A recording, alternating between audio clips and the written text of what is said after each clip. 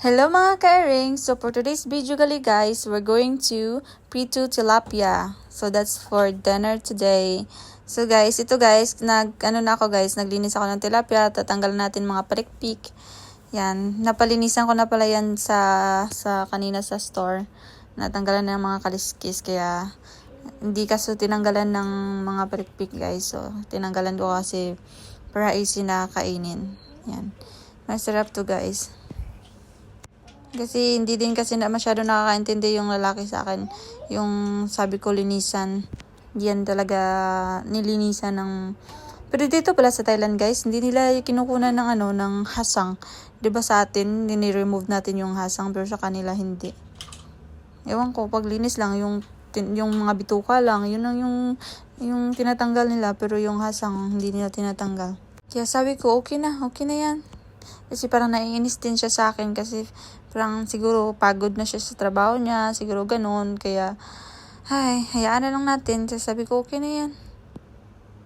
So, yan guys, nilagyan ko lang ng hiwa para pag nilagyan natin ng mga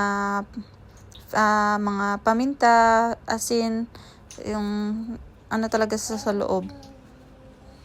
Tapos guys, dry ko lang siya guys. Yung inano ko siya ng tissue. Ni-wipe ko lang ng tissue para dry siya. Kaya yan, naglagay na ako ng asin, paminta, powder garlic. Kaya nilagyan ko na.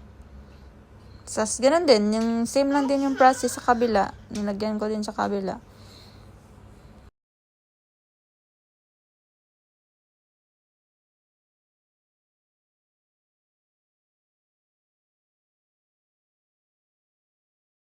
Dito, meron akong lemongrass, tanglad. Nilagyan ko din ng tanglad sa loob para mas mabango.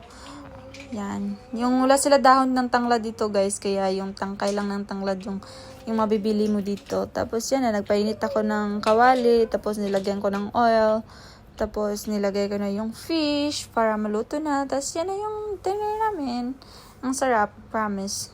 Kasi na-miss ko din kasi kumain ng tilapia, kaya bumili ako dito. Kaya kain tayo guys. Thank you for watching and follow and share. Tapos ito guys, ang sili na green. Ang sarap ng kapartner ng tilapia guys.